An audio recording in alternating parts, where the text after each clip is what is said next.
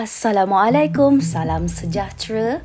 Baiklah, terima kasih kepada yang menonton video Lia selama ini, yang masih support, Lia sangat hargai.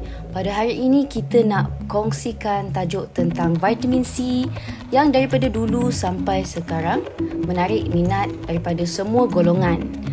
Okey, vitamin C ni adalah sangat penting, tapi kebanyakan daripada kita pandang remeh dan kebanyakan daripada kita kadang-kadang teroverdose. Jadi, apakah fungsi penting vitamin C selain daripada kecantikan kulit? Yang pertama, sebagai antioxidant power. Vitamin C ni akan neutralisekan free radicals yang akan lindungi sel kita daripada rosak. So, nak dimaksudkan vitamin C ni akan membantu melindungi kita daripada chronic disease. Dia memastikan sel kita sentiasa sihat. Yang kedua, vitamin C ni menghasilkan collagen, membantu dalam penghasilan collagen. Yang ni yang berkaitan dengan kulit sihat, kulit cantik. Sangat penting untuk membentuk kulit yang sihat, tendon, ligamen yang melibatkan kita punya sendi, cartilage, tulang kita, blood vessels, dan sangat penting untuk penyembuhan luka. Seterusnya, vitamin C ni sangat penting sebagai sokongan imunisasi yang kuat. Apabila ada bakteria, virus atau apa sahaja jangkitan, vitamin C lah akan membantu menguatkan sistem imun kita berfungsi dengan baik untuk melawan jangkitan-jangkitan yang attack badan kita. Okey. Kemudian vitamin C sangat penting diperlukan bagi penyerapan iron yang baik. Iron tu apa? Iron ni pun sangat penting untuk memastikan sel darah merah kita sihat dan pastikan kita tak selalu pening-pening, kena cukup iron, tak selalu letih kan?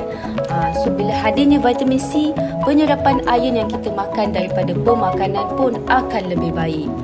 So dia akan enhance, maksudnya kita punya kebolehan badan untuk menyerap iron-iron yang kita makan.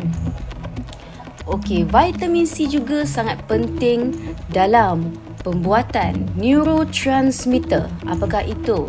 Neurotransmitter ini adalah something dalam kita punya otak lah, signaling untuk dia menghasilkan chemicals dalam otak yang dipanggil sebagai dopamin. Dopamin ini sangatlah berguna untuk kita punya mood dan fokus, untuk kita punya happiness. So kalau kurang dopamin ini, macam-macam lah yang berlaku. Kita rasa depressed ataupun masalah-masalah kesihatan otak yang lainnya kadang-kadang tu. Dos vitamin C yang selamat yang diperlukan. Dekat luar sana terlalu banyak brand vitamin C yang dijual. Ada yang taksub ambil terlalu banyak dos pun tak boleh. Pastikan vitamin yang anda ambil ada kelulusan KKM, Kementerian Kesihatan Malaysia, dan dijual dalam brand-brand yang memang dikenali lah, ada kelulusan. So tapi diutamakan lebih kepada pemakanan natural, buah-buahan, sayuran. Dos yang selamat untuk dewasa yang penting lah, yang patut ambil basic adalah 75 ke 90 mg setiap hari yang kita ambil daripada pemakanan. Manakala untuk orang yang kuat merokok ataupun kita sebagai second smoker lah, terdedah kepada asap-asap rokok, kita boleh naikkan sedikit daripada 90 mg tu tambah 35 mg. Jadi sekitar 100 setengah sikit, itu sebenarnya cukup dah vitamin C. Tapi orang sekarang kan ambil sampai 500, 1000. Paling tinggi jangan lebih 2000. Ni sangat tak elok. Basic sekitar 200 ke 500. Kerana kita nak elakkan simptom-simptom seperti ceret-beret, sakit perut kalau overdose. So ambil je lah dalam dosage yang selamat. Kebanyakan buah-buahan, sayuran tinggi vitamin C. Sebab tu kalau boleh jangan miss makan vitamin C. Janganlah kita tak makan sayur dan buah dalam setiap hari tu. Mesti kena ada buah dan sayur. 3 buah yang paling tinggi vitamin C. Yang pertama, buah jambu. Yang ni antara yang paling famous tingginya vitamin C. Yang kedua, buah kiwi. And then buah strawberry paling orang suka. Tapi jangan salah makan, iaitu strawberry cecah coklat tu dah jadi salah.